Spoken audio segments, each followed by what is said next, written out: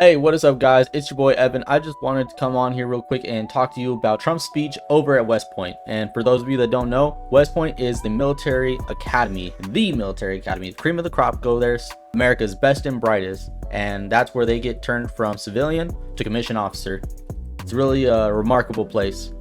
And what I really want to talk about is how vastly different the culture is becoming in the military. Speaking as a veteran who served under multiple presidencies, I can tell you that the Commander-in-Chief plays such a pivotal role in our operational readiness, as well as the policies that come and trickle down throughout the organizations. In another video, I talked about how vastly different Obama's transgender policy was from Trump's first term transgender policy, and then even how his current transgender policy is still kind of different from his first term. If you get a chance, you should watch that video as well. But for this video, I think it'd be interesting to just talk about his speech and my personal experience in the military and how it relates to culture and the presidents. But before we get into that, I would really appreciate if you could like, comment, subscribe. You can share if you'd like to. You don't have to share, but I would really appreciate it. But without further ado, let's get into it. President Trump took over West Point today to give his first military commencement speech since returning to office, rallying the men and women of our armed forces. We're focusing our military on its core mission, crushing America's adversaries, killing America's enemies, and defending our great American flag like it has never been defended before. The military's job is to dominate any foe and annihilate any threat to America anywhere, anytime. To be respected again, you have to win. Winning is a beautiful thing. Losing, not for us. It's not for us, not for anybody here.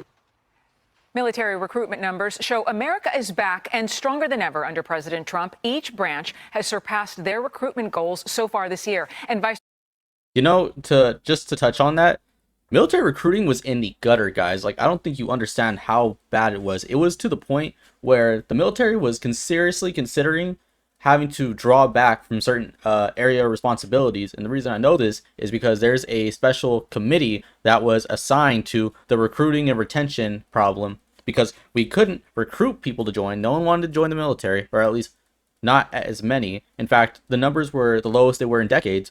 But not just that, there's a big problem with retention. The people that are already in, how do we keep them in as long as we can?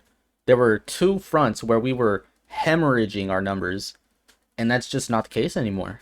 The numbers don't lie. Military life it's stronger, both mentally and physically. Vice President J.D. Vance joined in on the patriotic mission yesterday. He hit the U.S. Naval Academy to send off their graduates. You will be leaders of men and women in our armed forces. Now I think of your mission in this new and very dangerous era for our country. It signified the end of a decades-long approach in foreign policy that I think was a break from the precedent set by our founding fathers. For a brief time, we were a superpower without any peer, nor did we believe any foreign nation could possibly rise to compete with the United States of America. And so our leaders traded hard power for soft power. We're returning to a strategy grounded in realism and protecting our core national interests. At the same time, the Trump administration is taking aim at the deep state as Secretary of State Marco Rubio overhauls the National Security Council. Lucas Tomlinson has more from West Point. Hi, Lucas. Well, good evening, Alicia. Air Force One might have been a little lighter flying up here after more than 100 members of the National Security Council were let go or reassigned. President Trump speaking here to West Point's 2025 graduates, and he picked up a theme he left off with in the Middle East, attacking his predecessors, talking about nation building and saying those nation builders wrecked more nations than they built. For at least 2 decades, political leaders from both parties have dragged our military into missions it was never meant to be. It wasn't meant to be. People would say, why are we doing this? Why are we wasting our time, money, and souls in some case? They sent our warriors on nation-building crusades to nations that wanted nothing to do with us, led by leaders that didn't have a clue in distant lands. Just to touch on that, in a separate video, I did talk about our anecdotal cases of nation building where it's been successful, and that being Japan and Germany.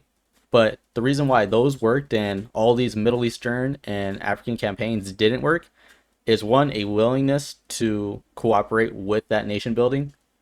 Two, an actual need for it. A lot of the places we go into, whether you agree with it or not, they have a functioning society, they have a functioning government, they have a set of principles. Germany and Japan were completely obliterated and required rebuilding, both physically, the buildings and infrastructure, as well as the society. That need and willingness is such a huge component to being a good candidate to be rebuilt. And then not to mention, Germany was already a Western country. So it wasn't a huge adjustment. It was a bit more of an adjustment to Japan. The reason why they adjusted well wasn't because they were Western, because they're not. It's because they're capitalists. They understood where to get in the market, get in where you fit in, and start selling. Appliances from Japan essentially saved their economy and saved their society. And capitalism is just one of the many fruits from the West. So those times, nation building worked. Every other time we're doing it with a place that doesn't want it, doesn't need it, and is too different ideologically, it's just not going to work. Abusing our soldiers with absurd ideological experiments here and at home. That part, okay. I'm probably going to touch on this a little bit more later, but when I was serving, and it was just after the election, Biden had won, and they called us all into formation. It made us reaffirm our vow of service. After January 6th, they basically took this huge left-wing woke stance against anyone that had shown signs of being conservative or Republican or disgruntled with the election, as there's always 50% of the nation upset with the result of an election. Every election, that's nothing new. But this time it was different, right? Because you had some people go to the Capitol, some people get violent, and the only person that dies is a veteran. But yet, conservatives were the bad guys, and they made us reaffirm our vow of service. It was humiliating. It's like, you really don't trust that I can continue to serve my country even if I voted for the other guy that won? You weren't doing that with Democrats in 2017. I'm sure they're not doing that with Democrats in 2025. It was insulting. It was embarrassing.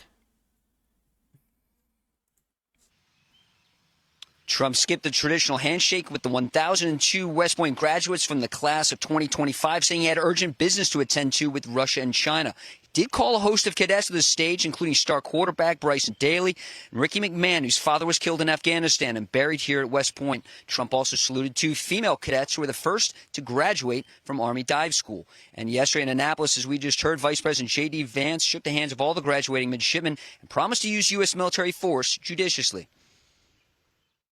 Military power should be used decisively with a clear objective. We ought to be cautious in deciding to throw a punch, but when we throw a punch hard and we do it decisively, and that's exactly what we may ask you to do. When the United States sets a red line, it will be enforced. And when we engage, we do so with purpose, with superior force, with superior weapons, and with the best people anywhere in the world. A red line, if you recall, President Trump enforced in Syria when he launched cruise missile strikes on Bashar al-Assad's chemical weapons facilities in 2017 and a year later in 2018. Now, I was on that deployment, bro. I was on that deployment. I was in that fleet. It wasn't my ship that shot the missiles, because we're an amphibious expeditionary ship, right? So I was on the USS Oak Hill LSD-51. Our ship is meant to take on smaller crafts and basically act as a very bulky, tanky ship, get as close to the shore as possible, and then allow the Marines and the beach masters to depart out the back of the ship onto the beach. Very Normandy stuff, right? You got to storm the beach, you got to first get to the beach, and that's where we came in. But other people within our fleet of ships were firing those missiles. They were the only ones that got combat action ribbons, and it's like, we're all there. If they were going to shoot back, they wouldn't have just hit you, they would have hit all of us. And mind you, they weren't shot back, so I think I should have got a combat action ribbon, but maybe I was just being salty, right? President Trump here at West Point commended the graduates and said they could have done anything. They could have gone to Wall Street. They could have gone to Silicon Valley or other business. Instead, they're prepared to give their lives for our country's defense. A powerful message this Memorial Day weekend, guys. Absolutely, Lucas. Our Navy veteran, we're so lucky they let you in at West Point today. Thank you so much. Can you believe that? I know. Okay, thank you so much, Lucas. So talking about the messaging here that we're getting from these commencements, it's really even interesting because you listened to President Trump and you watched him up there, and he was so light on his feet today, as he is quite a bit. But today he was very positive, talking to these cadets, saying, you're all winners, right? Talking about the recruitment numbers and everything. It's in stark contrast to something we're going to show you here, because there were a lot of Democrats that have been speaking at commencement speeches as well. Take a listen. Donald Trump's modern-day Gestapo is scooping folks up off the streets. They're in unmarked vans, wearing masks, being shipped off to foreign torture dungeons. Your distractors will try to be dream killers. I can also tell you about the daily blows that I take and the hate that is consistently spewed at me. Our sacred rule of law is under attack. Freedom of speech is under attack. Insidious fear is reaching through our schools. Nightmare. Oh God, dude, what the? I hate stuff like this. Because you got a lot of young impressionable guys. You think that these kids would know any better, but that's what I call the Atticus complex, right? Everyone wants to be Atticus Finch in To Kill a Mockingbird. But the truth is, you probably wouldn't have been if you grew up in the circumstances. If you didn't know no better, what makes you think that you would suddenly snap and eventually know better? A lot of these kids have been, I'm saying kids, they're grown men and women, my bad. A lot of these men and women have been essentially groomed into this. They were caught young, impressionable adolescents, were indoctrinated, and then the college is just the capping stone of it. Things are changing now because at a younger age, there's more information and data available, and people are learning pretty young that leftist policies are just not great. The statistics don't lie. The stories and case studies don't lie. These kids are finding out that these leftist policies destroy cities, destroy neighborhoods, destroy families. It's just the worst way to live. And they're learning that. They're seeing their parents who grew up in this left-wing indoctrination, and they are divorced, unhappy, disgruntled, and they're choosing a different way. They're choosing the right-wing way, they're choosing conservative way, or at the very least a moderate way. But this is the most conservative generation that's ever been, Gen Z. Our businesses, our homes, and into our private thoughts. So, Joey, I mean, you couldn't have more different type of speeches there. Yeah, I mean, you've got Trump and Vance speaking to our next generation of leaders, and everybody else kind of speaking to the next generation of whiners. And maybe that's the difference. And I know that's a little bit harsh on college graduates. I don't mean it that way, but that's kind of the mentality. That's the culture that even the academies, West Point and the Naval Academy, have seen some struggles when it comes to the divisive politics coming into the academia. And so I think the message that the president, vice president brought, even the partisan politics aside, just to tell a bunch of military leaders that it's okay to love this country, to want to die for it, but I'm not going to send you to do that unless I absolutely have to. Like, what a message, and it's one that's been void my entire adult life. We haven't had a president that has promised and backed that promise up to end wars before they start. And I believe that's exactly what Donald Trump has done, and I appreciate it. Yeah, and it's Taylor, you invite a politician to give a speech, commencement speech, they're going to get political. They literally all do it. Oh, no. But these are the moments I think people are looking for something. This is a rite of passage. Yes. Their students are looking for hope. Yes, absolutely. And we've talked about sort of this lost generation of young men, particularly young white men, where we've told them now for a full generation they're horrible. They have to apologize for their ancestors' wrong. I think it was 2021 or 2022. It was during the Biden administration. I was serving at Naval Air Station Lemoore, and we had to do a training on white supremacy. Because at the time, white supremacy was supposedly the greatest threat to this nation, right? Not the Black Lives Matter riots that were literally burning down cities, like billions of dollars worth of damage. Not the fentanyl crisis, no. Not gang violence. It's white supremacy, the Nazis, the Ku Klux Klan that has been barely inactive for what, like 70 years, something like that. It was absurd to me. And even though, you know, I'm Mexican, I look at the treatment of white people, and it makes me sick, dude. Like, I have a white homegirl, right? And I remember one time we were talking about it. She told me she was ashamed to be white, dude. You know how, like, heartbreaking that was to hear that? Like, I'm not a super pro, like, Latino, like, hardcore Mexican dude, and I think you guys can kind of gather that. But you'll never catch me ashamed of who I am. The fact that so many white people are duped into thinking that their existence is something to be sorry about, it's heartbreaking. And even worse, if you guys have watched Star Wars, you know, real Star Wars, back when Star Wars was Star Wars and not whatever it is now, you know, Yoda said that fear turns to anger, anger turns to hate, hate turns to suffering, bro. And what do we got now? You had so many white people that were scared to be white, scared to be caught white in public, scared to be caught white in the office, right? And now that fear's turned to anger. Now you got ladies pulling up on 5-year-olds and calling them the hard R. I mean, what did you think was going to happen? You thought they were just going to be perpetually victims in a country that is majority white? No. You're insane for thinking that. But insanity is the left, man.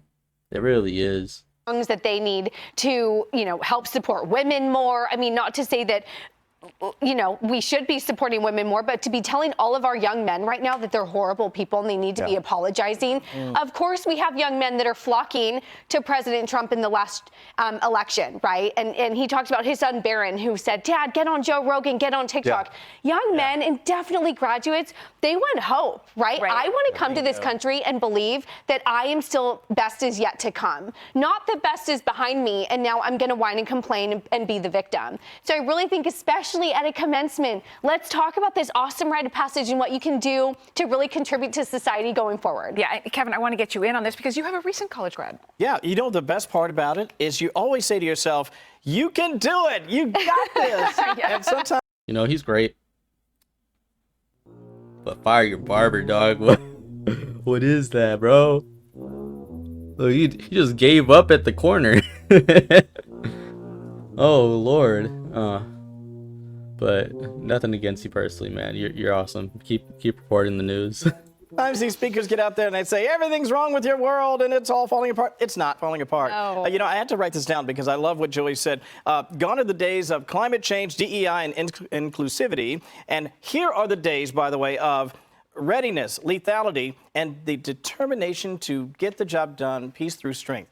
When you have that mindset and you share that with the graduates, it seems to me that's a message everybody can lean into. And best of all, again, that positivity that says, I'm with you all the way. Let's do it together. Yeah. And if you hang in there, you'll get there, whatever your dream is. And I love that about the speech. I thought they were all great this weekend. And by the way, J.D. Vance taking one for the team, a Marine, putting on a Navy jacket. It's a lot easier to do than an Army jacket. So he probably picked that one on purpose. I bet he did. Because there were actually some blue coats. Hey, Marines, guess what? Still Department of the Navy. Out in that I audience. saw that. Yeah, pretty crazy. Hey, Sean Hannity here. Hey, click. Hey, Sean Hannity, how about no? No, all right. But, yeah, you guys, it was such a weird time during the Biden administration. It felt like a lot of the policies that were made and the actions that were taken were retaliation for daring to be conservative, for daring to be MAGA, for daring to go against the neocon warmongers. It all felt so retaliatory, but we got through it, right? We had to see how bad things can get so we could really appreciate how good things are going to get. I think that's where I'm going to end this video. So if you found this video informative, entertaining, or some other third thing, I would really appreciate if you could like, comment, subscribe. If you want to share, you can share, but hey man, if you don't share, it's no problem. But with that said, I'm Evan. I'm out. Peace.